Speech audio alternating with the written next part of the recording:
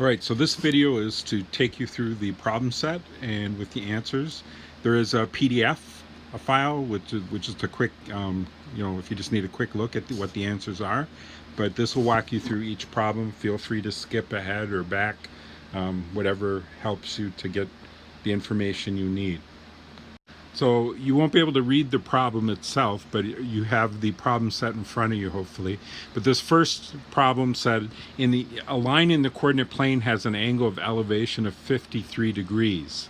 Find the slope of the line to 4 decimal places.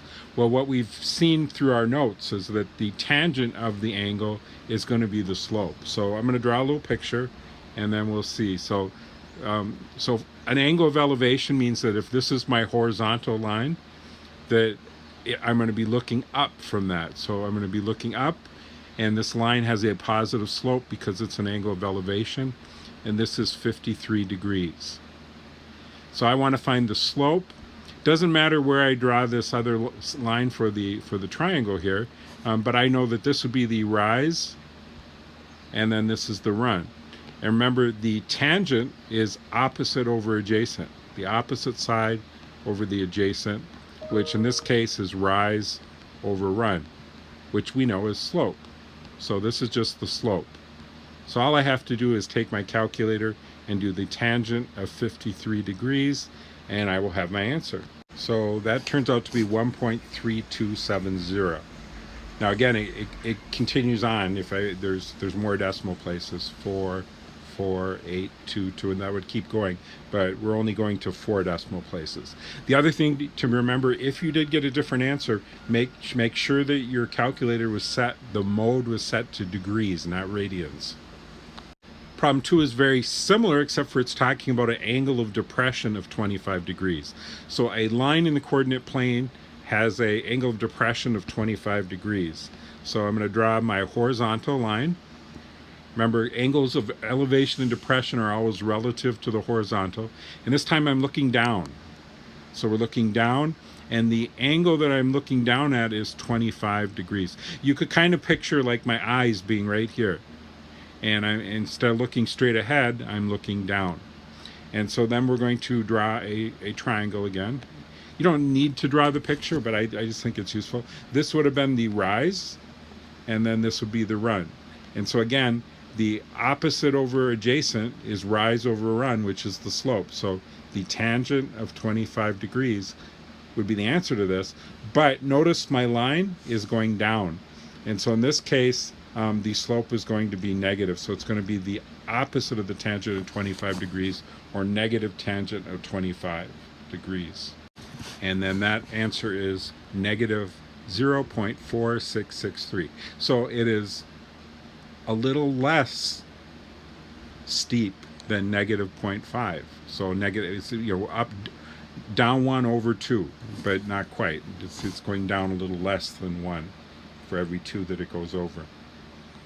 So question 3 asks, in the first 2 problems that we solved, why doesn't it matter what lengths the leg of the right triangle formed? Why doesn't that change the slope? So think about this. If I have, let's do an angle of elevation. So if I have my angle of elevation theta here, why wouldn't it change if I looked at this line or this line? So if I took the run here and the rise here for the blue one versus the black one, if this was my rise and this was my run, why would they be the same? And the reason is because these triangles are similar. Our triangle proportionality theorem said that if I have 2 parallel lines, which these are, that the sides are in proportion, and we can see they both share angle theta. So these are similar triangles. If I had the blue triangle here, would be similar to the little triangle. So in similar triangles, the ratios are always the same. So that's why. So in problem 4, there's a whole series of problems where you're going to find the slope of the line. So we've seen, I drew pictures for problems 1 and problem 2. I'm not going to draw pictures for this, but the key to this is, the first thing is to know that if it's an angle of depression, your slope is going to be negative, right? So these are four, well actually, I can't count, I guess, it's six. 6 angles that you're going to find the angle of depression for, and then we're going to look at the pattern. And so these are going to be negative. So I'm going to go through. This would be minus the tangent of 35 degrees, minus the tangent of 49 degrees, minus the tangent of 80 degrees. And that negative sign just means that the line is going down because it's an angle of depression. Minus the tangent of 87 degrees, minus the tangent of 89 degrees, and then minus the tangent of 89.9 degrees. And so we're going to look at that pattern, and then we're going to think about what happens when we get to 90 degrees. What would we get if we were looking at the tangent of 90 degrees? So we'll look at that. So let's use our calculator. I'm going to fill this in. I'm just going to make sure my calculator's in mode, and then I'm going to get these answers. All right, so I filled in the tangents, and what you should notice is that as the angle gets closer and closer to 90 degrees, that it becomes increasingly negative for the slope. So it's getting very steep very fast. It starts off kind of slow, and then by the time you go from 89 to 89.9, look at it jump from negative 57 to negative 572. So it's the rate of change is increasing as you get closer to 90 degrees. And you might guess that when you get to the tangent of 90 degrees, what would happen? Well, what would happen is that you're going to end up dividing by 0. So in this case, it's helpful to think about that, tangent is the same. The tangent of theta is the same as the sine of theta divided by the cosine of theta. And what's happening as you get closer and closer to 90 degrees is this cosine is getting closer and closer to 0. It's getting very small. Sine is getting larger, closer to 1. But this cosine is getting close to 0. So I'm dividing by a number that is very tiny, getting increasingly small. So I'm getting an increasingly large number. In this case, because my slope is going down, an increasingly large negative number because it's a negative tangent. And so when I get to 90 degrees, I would be dividing by 0. So it's undefined. So we have no tangent, undefined. We have no tangent at 90 degrees. So the tangent of 90 degrees doesn't exist. It's undefined. The other angle. All right, for this problem, it asks us to express each of these quotients in terms of sines or tangent. So if I look at the first one, my angle that I'm looking at is angle alpha.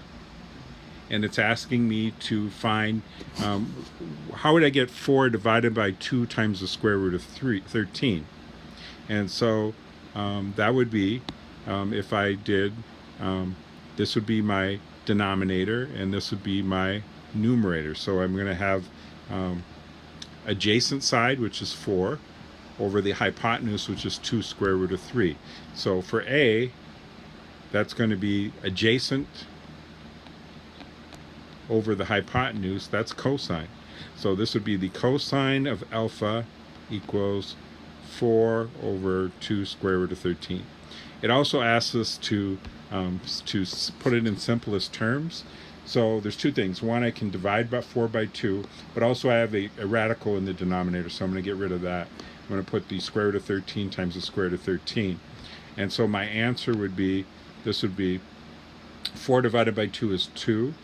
And then I have the square root of 13 in the numerator, and square root of 13 times the square root of 13 is just 13 in the denominator. So this would be my answer.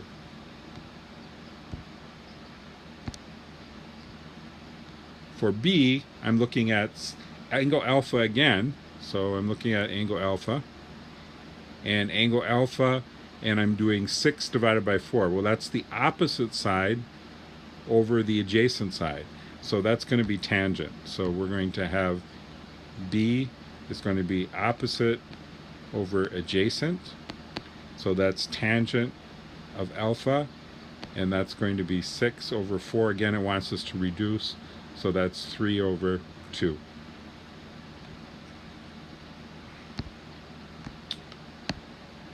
The third one, I'm looking at angle beta, so I'm looking over here, and I'm looking at 4, which is the opposite side.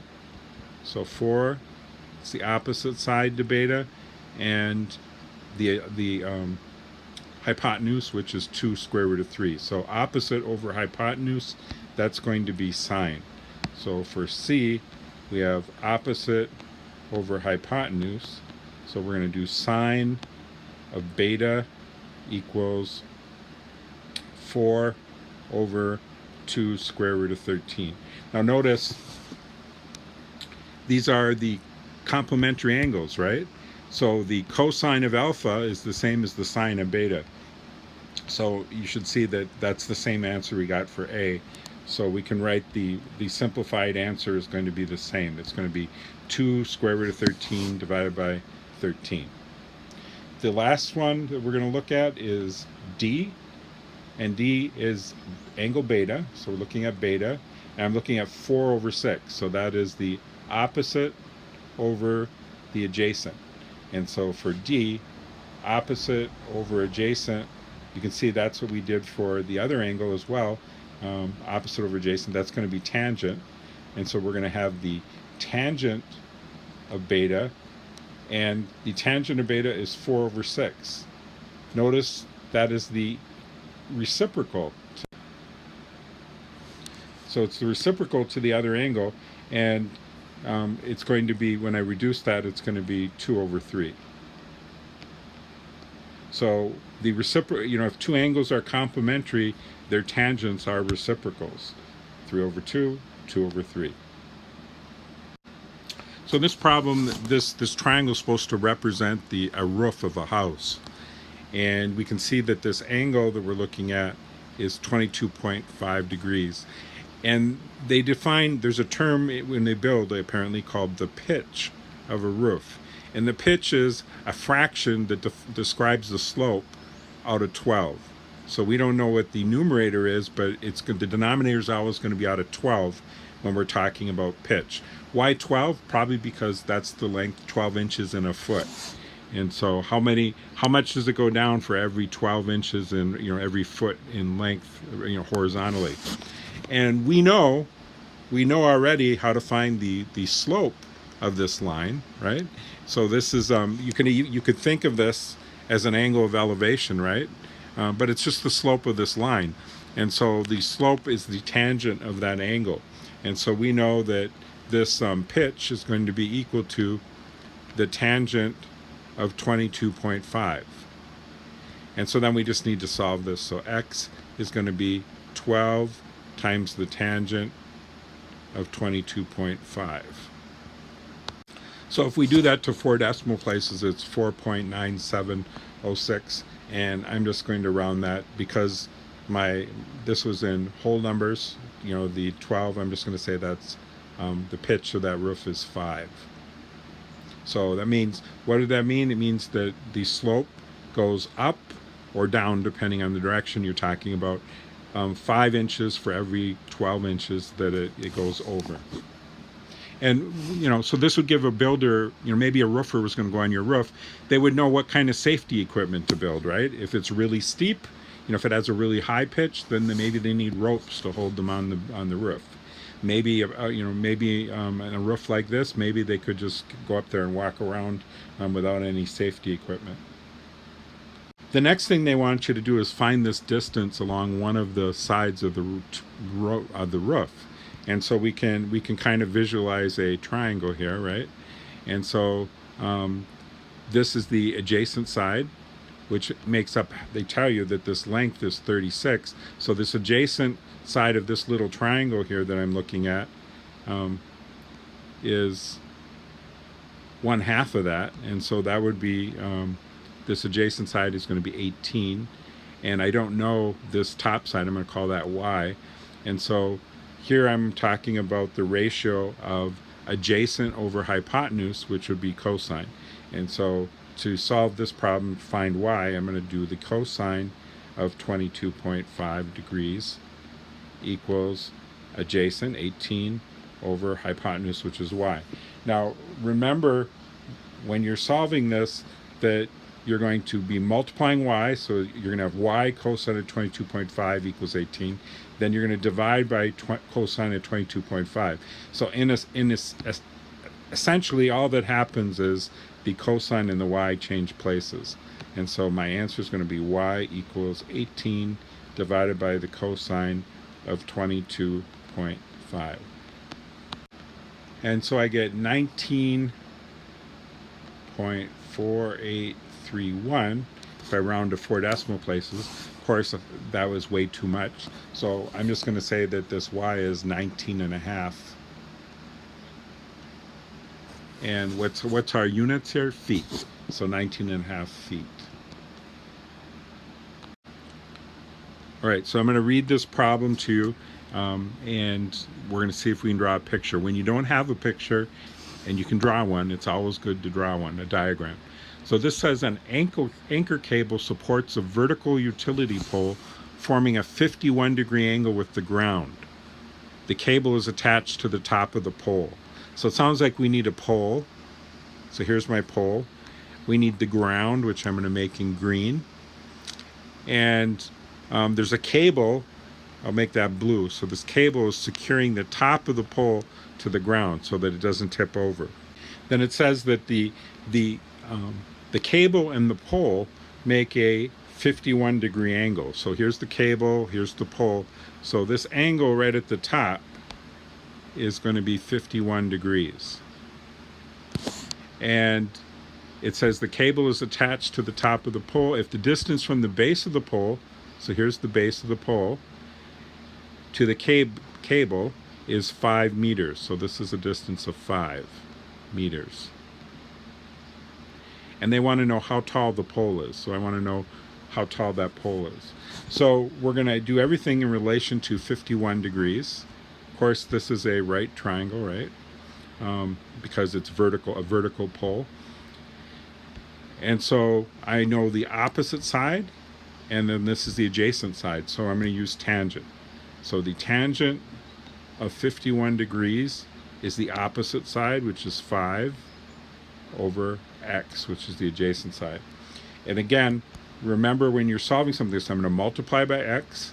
So I have x times the tangent of 51 degrees is 5. Then I'm going to divide by the tangent of 51 degrees. So essentially what happens is these two values change places. And so I'm going to have x is going to be equal to 5 divided by the tangent of 51 degrees.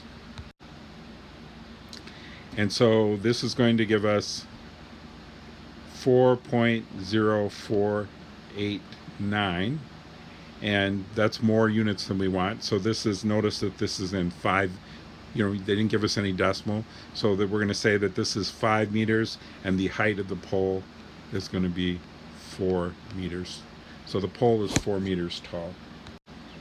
So when you're lifting heavy equipment, sometimes you use this device called a winch.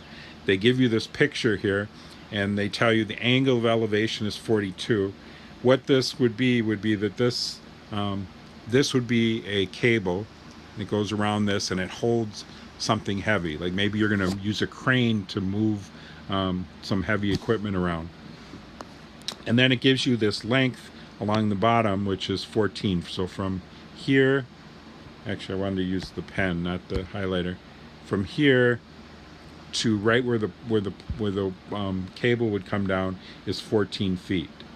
Now we need to find the length of the cable. So there's going to be one little complication in that the length of the cable does not include this little bit, the height, the 2-foot height of whatever that piece of heavy equipment is. So we're going to use this angle and this adjacent side to find out what this long side, what the other leg would be of this right triangle. And we're also going to use that to find the hypotenuse of that triangle. We're going to remove this 2-foot piece from the length, and then we're going to have the total length of the cable. So that's the plan. So the first thing is I'm going to look at the adjacent side and the opposite side. So that's clearly tangent. So the tangent of 42 degrees equals, we'll call this y.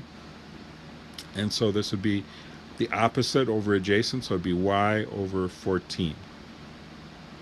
So this length y, now when I say y, let me be clear, I'm talking about from the top down to the bottom.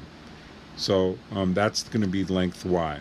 So we have y is going to be equal to 14 times the tangent of 42 degrees.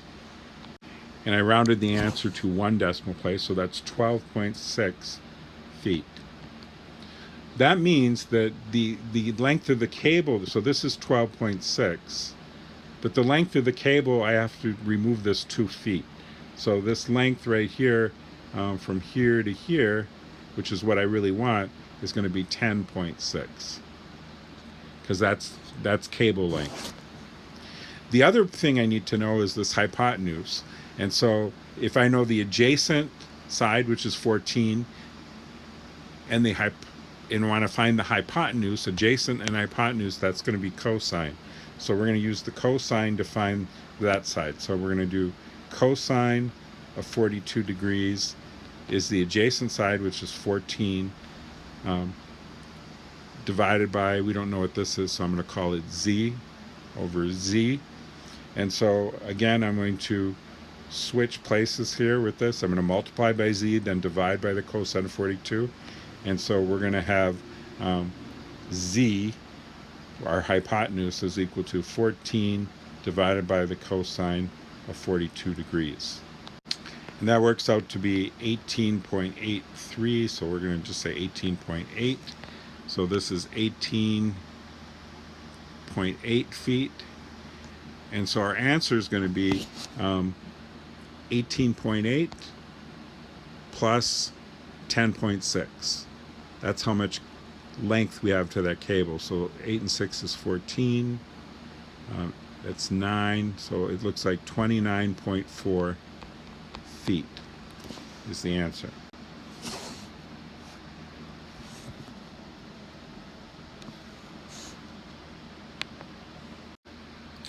So I hope that helped. And if you have any individual questions, shoot me an email. And thank you.